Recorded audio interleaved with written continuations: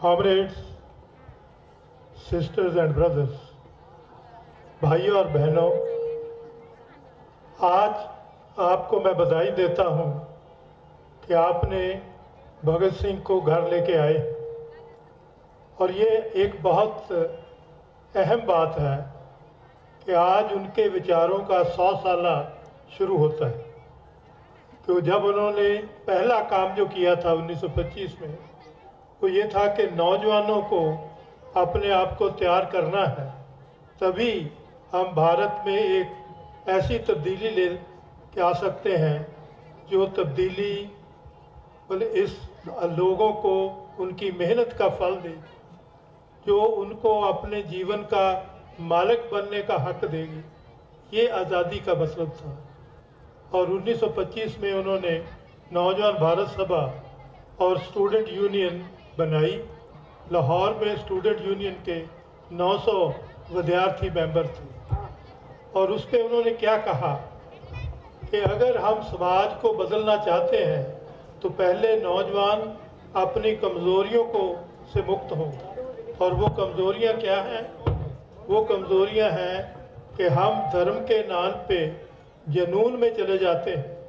उसका जो मनुष्य वाला हिस्सा है, जो इंसानियत वाला हिस्सा है, उसको भूल जाते हैं। क्योंकि इंसानियत ये कहती है कि हम एक दूसरे के साथ हमदर्दी करें, एक दूसरे की मदद करें, और इस तरह समाज आगे बढ़ता है। तो उन्होंने कहा कि पहली कमज़ोरी क्यूमलिज्म है, धर्म के नाम पे एक संकीर्णता है, एक तंग दिली है। और दूसरी बात उन्होंने कही कि हमारे समाज में सबसे बड़ी है कि हम बराबरता की बात कर रहे हैं, लेकिन हमारे ऐसे दलित भाई हैं जिनको हम बराबर नहीं समझते। वो जात पात जो है उसको ख़त्म करना है। और तीसरी बात जो उन्होंने कही वो था कि महिलाओं को बराबर हिस्सेदारी करनी है। आप इतनी सारी महिलाएं आई हैं भगत सिंह का बुत लगाने के लिए, तो वह मैं समझता हूँ कि भगत सिंह खुश होंगे।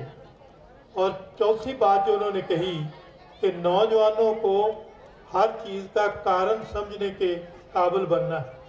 विज्ञान सिर्फ किताबों में नहीं, जीवन में तभी आएगा अगर जो हो रहा है उसका हम कारण समझें। अगर ये कारण समझें कि अगर हम अब भी गरीबी में हैं तो इसका कारण क्या है, ये कोई कुदरत की बात नहीं है, ये सिस्टम है जो हमें यहाँ लाता है, और उससे मुक्त होने के लिए। और ये और भी बहुत अच्छी बात हुई है, मेंबर्स ने ये चूज़ किया कि आज 5 मई कार्ल मार्क्स का जन्मदिन भी है। जब भगत सिंह ने पूरी खोज की, 135 किताबें उन्होंने दुनिया भर की पढ़ी।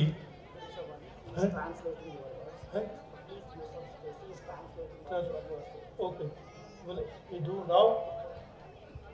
अब मेरे साथी, क्योंकि मैं तेलुगु में नहीं बोल सकता, बल्कि ये तेलुगु में आपको बताएंगे कि क्या कहना और ప్రియమైన మక్తల్ ప్రజలారా, ఈరోజు మీరు భగత్ సింగ్ విగ్రహావిష్కరణను విజయవంతం చేసుకున్నారు. మీ అందరికీ శుభాకాంక్షలు. అట్లాగే భగత్ సింగ్ వారసత్వాన్ని తీసుకెళ్తున్నందుకు మీ అందరికీ అభినందనలు. 1932లో భగత్ సింగ్ ఈ ఆశయం కోసం చనిపోయారు. ఆ ఆశయం ఈరోజు గ్రామ గ్రామాన్ని తీసుకుపోతున్నందుకు మీ అందరికీ ధన్యవాదాలు. యువత భారతదేశానికి ఆదర్శప్రాయం అని భగత్ సింగ్ చెప్పారు. तो भगत सिंह जब सीख रहे थे, दुनिया के पूरे लिटरेचर को पढ़ रहे थे कि भारत की समस्याओं का समाधान क्या है, हल कहाँ से निकलेगा, तो उनका फिर विचार कार्ल मार्क्स के विचारों पे गया। तो उन्होंने कहा कि 2 आदमियों ने मुझे ये समझाया है कि जब आप विचारों पे समाज का कारण क्या है उसको समझने में कार्ल मार्क्स से उन्होंने मदद ली। और जब उसको स्ट्रेटजी में उसको अपने काम में बदलना था तो उन्होंने कहा कि लेनिन से हम सीख सकते हैं कि किस तरह हम अपने काम को ज़्यादा प्रबुद्ध बना सकते हैं, सिर्फ उसके विचारों से नहीं उसके जीवन से भी। భగత్ సింగ్ ప్రపంచవ్యాప్తంగా చదువుతున్నప్పుడు రెండు విషయాలు గుర్తుపెట్టుకున్నాడు. లెనిన్ను చదవాలి మనము, ప్రపంచవ్యాప్తంగా మనకు అర్థమవుతుందని చెప్పి మాట్లాడారు. इसीलिए भगत सिंह ने कहा कि हमारे लीडर बहुत धर्मात्मा हैं, लोगों का भला चाहते हैं, लेकिन भला चाहने से समाज बदलता नहीं। समाज को बदलने के लिए एक वैज्ञानिक विचार वाली गतिशील समाजिक शक्ति चाहिए। భగత్ సింగ్ ఈ దేశాన్ని మార్చాలని అందరూ అంటున్నారు, కానీ భగత్ సింగ్ కోరుకున్న నాయకులు కూడా మాట్లాడుతూ ఉన్నారు, కానీ అది కాదు, భగత్ సింగ్ కోరుకున్న మనమంతా పాటుపడాలని చెప్పారు. और 1925 और भी तरह बहुत महान है, क्योंकि उस वक्त जो समाज का संकट चल रहा था उस पे कई एक विचारों ने उसको बदलने के लिए कोशिश की। 1925లో జరుగుతున్న సంఘర్షణ ఈ దేశాన్ని మార్చాలని చెప్పి కోరుకుంటున్న కలలు बाबा साहब अम्बेडकर इस नतीजे पे पहुंचे और उन्होंने कहा कि विद्या जो है वो शेरनी का दूध है, अगर मैं अपने बच्चों को पिला दूंगा तो वो अपने हक के लिए दहाड़ेंगे, चिल्लाएंगे, तभी उनको हक मिलेंगे। బాబాసాహెబ్ అంబేద్కర్ చదువు గురించి చెప్పారు. ఆ చదువు ఈ దేశ భవిష్యత్తును మార్చేస్తుంది, ఈ దేశ భవిష్యత్తును ఉన్నతమైన స్థానానికి తీసుకెళ్తుందని చెప్పారు. तो इसी वक्त 1925 में ही पेरियर, रामास्वामी पेरियर तमिलनाडु में self respect with scientific knowledge, कि हमें वैज्ञानिक ज्ञान होना चाहिए तभी हम अपने आप में स्वयं विश्वास पैदा कर सकें, वो लहर चला रहे थे। 1935లో పెరియర్ రామస్వామి గారు ఒక సంస్థను స్థాపించారు. జ్ఞానంతోనే ఈ ప్రపంచాన్ని మార్చవచ్చు, శాస్త్రీయంగానే ఈ భారతదేశాన్ని మార్చొచ్చు చెప్పి కలలుగన్నారు. जैसे पंजाब में जो रिलीजियस प्लेसेस थे, सिख गुरुद्वारे थे, उनको अंग्रेज़ों से छुड़ाने के लिए एक लहर चल रही थी कि ये समाज के लिए होने चाहिए और समाज काम में लगने चाहिए जो भी मिलता है। उसी वक्त केरला में नारायण गुरु मतलब एक ऐसी मूवमेंट चला रहे थे जिस पे ये था कि दलित जो हैं वो मंदिर के पास वाली सड़क से भी गुजर नहीं सकते, उनको उनका हक दिलवाएं, क्योंकि सड़क सभी के लिए है, वो किसी खास जाति के लिए नहीं है। పంజాబ్లో ఒక ఉద్యమాన్ని నడుస్తుంది, అట్లాగే కేరళ కూడా నారాయణ స్వామి గారు కూడా ఈ దేశాన్ని మార్చాలని చెప్పి కలలుగన్నారు. इसी वक्त 1925 में ही जो कम्युनिस्ट विचारधारा है उसका भी प्रचार हो रहा था कि रशिया से जो सीखा गया है उससे हम कैसे बढ़ सकते हैं। तो इसलिए ये सब 5 और 6 मूवमेंट्स थी जो समाज को आगे बढ़ाने के लिए काम कर रही थी। 1935లో కమ్యూనిజంతోనే ఈ దేశం మారుతుంది, కమ్యూనిజంతోనే మారుతుందని చెప్పి కలలుగన్నారు. ఆ కమ్యూనిజంతోనే భారతదేశం మార్చాలని చెప్పి కోరుకున్నారు. 1925 ही वो याद साल है जब रामप्रसाद बिस्मिल और इशफाकुल्लाह, चंद्रशेखर आज़ाद और बाकी साथियों के साथ उन्होंने लखनऊ कोकोरी में एक रेल को रोक के अंग्रेज़ों को चैलेंज किया था। 1935లో రాంప్రసాద్ బిస్మిల్, అష్ఫాకుల్లా ఖాన్ ఈ దేశం కోసం, ఈ దేశం మారాలని చెప్పి రైలు రోకో పైన ఇచ్చేసి ఒక సందేశాన్ని భారతదేశానికి పంపారు. और रामप्रसाद बिस्मिल ने अपनी आत्मकथा में जेल में जो लिखी उसमें उन्होंने कहा कि मैंने ये प्रूव किया है कि जो लोग समझते हैं कि मुस्लिम नौजवान जो हैं वो देश के लिए अपनी जान नहीं लगा सकते, लेकिन अशफाकुल्लाह ने मुझसे भी 2 कदम आगे बढ़ के उसके लिए काम किया है और ये उन लोगों के मुंह पे चपत है जो ये प्रचार करते हैं। రాంప్రసాద్ బిస్మిల్ అట్లాగే అష్ఫాకుల్లా ఖాన్, రాంప్రసాద్ బిస్మిల్ గారు జైల్లో ఒక సందేశాన్ని రాశారు, ఈ దేశాన్ని మార్చాలంటే అందరు కలిసి మార్చాలి. అష్ఫాకుల్లా ఖాన్ కూడా ఈ ఉద్యమంలో పాల్గొన్నారు. तो इसलिए हम उस और ये भी एक हमारी कथा है कि जब संकट आता है तो देश के हित वाले लोग और देश के खिलाफ वाले हित जो हैं उनमें संघर्ष होता है। ఈ భారతదేశానికి ఒక సంఘర్షణ వచ్చినప్పుడు లెఫ్టిస్ట్ భావాలు గల వాళ్ళు అందరూ ఏకమై ఈ సంఘటనను ఎదుర్కొంటారని చెప్పి కోరు. जिसमें ये समाज को आगे बढ़ाने वाली ताकतें चल रही थी, तो उसी वक्त आरएसएस का जन्म भी हुआ, जो समाज को पीछे खींचने वाली ताकत है. ఈ దేశంలో కమ్యూనిజం ద్వారానే రాజ్యం మార్చాలని చెప్పి కలలు కన్నప్పుడు ఆర్ఎస్ఎస్ వాళ్ళు కూడా ఈ దేశం మార్చాలని చెప్పి ఒక మార్గంతో వచ్చారు. और आज हम वहाँ खड़े हैं कि अगर पहलगाम में कोई अतवादी जो है वो धर्म का नाम लेके लोगों को मारता है, तो हमारे पास कम अतवादी नहीं है जो हमारी गलियों में ही धर्म का नाम लेके लोगों पे लिंचिंग करते हैं, उन पे वार करते हैं, महिलाओं पे वार करते हैं. ఈరోజు కాశ్మీర్లో జరిగిన పహల్గాం దాడి మతం అని కాదు, ఆ దాడి మొత్తం మనుషులపైన దాడి జరిగింది. అది ఒక మతం పైన నెట్టేస్తూ ఉన్నారు. అది సరైన సందర్భం కాదని చెప్పి కోరుతున్నా. और दलितों को भी आज वो बोले इसी तरह पीड़ित करते हैं, और ये भावना एक ही है, एक ही मन है जो पहलगाम में गोलियों से मार रहा है और हमारी गलियों में हमारे लोगों पर अत्याचार हो रहा है. పహల్గాంలో చేసిన టెర్రరిస్టుల దాడి అట్లాగే మన గ్రామాలలో కావచ్చు మన ప్రాంతాలలో కానీ అత్యాచారాలకు సంబంధించిన దాడి ఒకటేగానే మనం భావించాల్సిన అవసరం ఉంటుంది.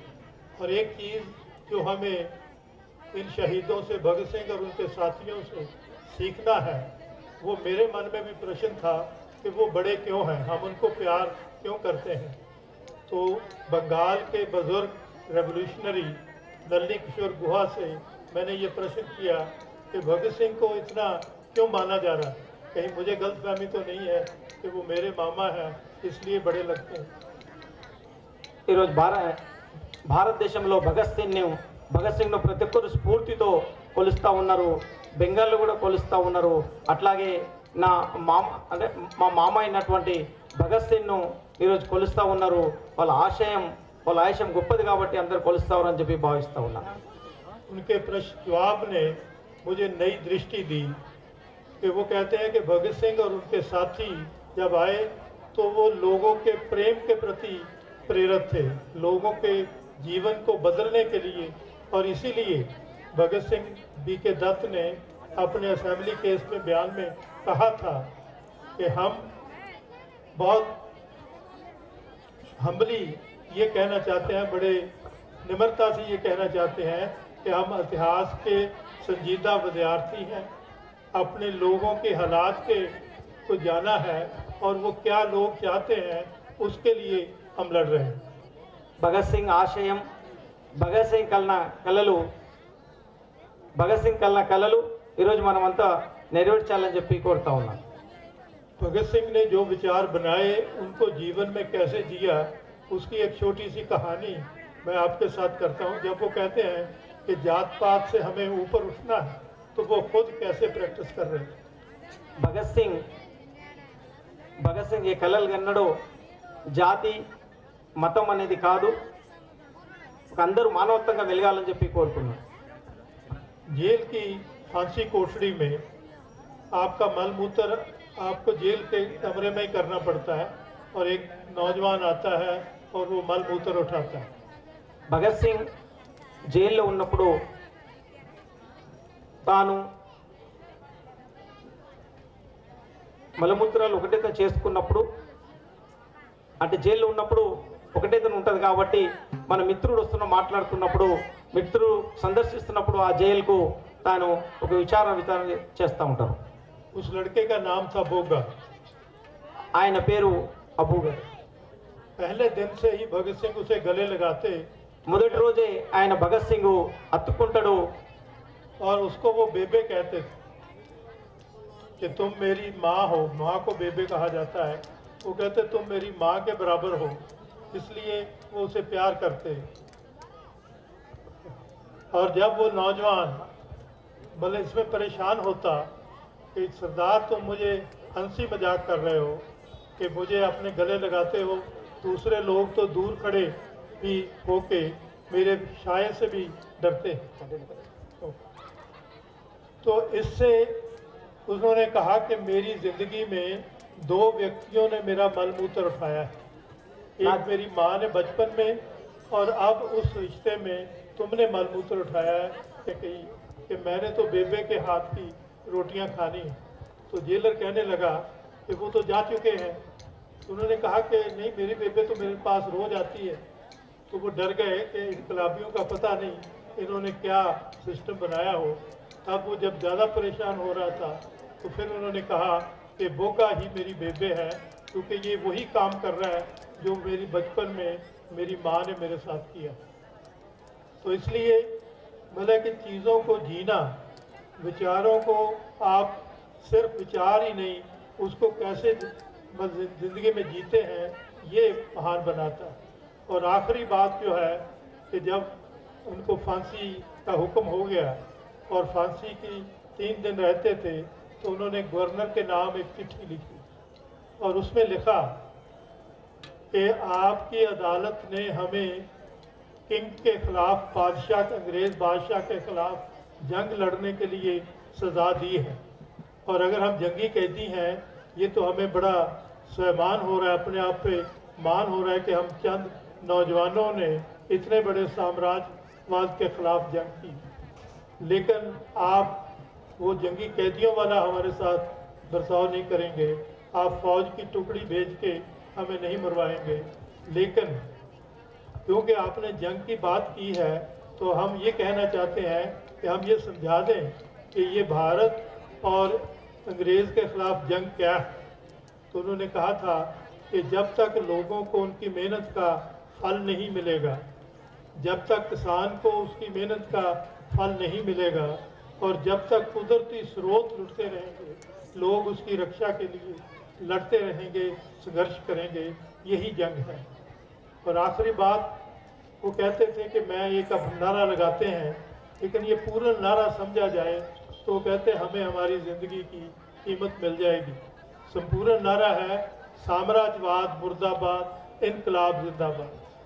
कि जब तक साम्राज्यी शक्तियाँ, जो एक देश को दूसरा देश लूटता है, जो अमीर लोग गरीबों को लूटते हैं, ये साम्राज्य शक्तियाँ हैं, जब तक ये चलती रहेंगी लोगों की ज़िंदगी में कोई इनकलाब नहीं आएगा। तो इसलिए आज का जो उनका नारा है वो संपूर्ण लगाने की और समझने की ज़रूरत है कि आज साम्राज्यवाद का मतलब है कारपोरेट के हर रास्ते से वो हम पे हमारे संसाधन लूट रहा है और लोग उसके लिए संघर्ष कर रहे हैं। तो ये भगत सिंह का नारा है, उनसे ये प्रेरणा लेना कि अगर वो नौजवान मतलब इतनी यंग एज में अपने आप को पढ़ने के बाद काबिलियत पैदा कर लेते हैं, और जो बाबा साहब अम्बेडकर ने कहा कि एजुकेट, एजिटेट एंड ऑर्गेनाइज, तो वो मूल है कि हम अपने आप को कैसे सक्षम बनाएं, अपने आप में हौसला कैसे पैदा करें, ताकि हम जो हालात हैं उनको बदलने के काबिल बन सकें, हम किसी के आगे हाथ ना उठाएं। तो यही भगत सिंह के उस संदेश का आखिरी है, इनकलाब जिंदाबाद, साम्राज्यवाद मुर्दाबाद। इनकलाब जिंदाबाद, साम्राज्यवाद मुर्दाबाद। धन्यवाद।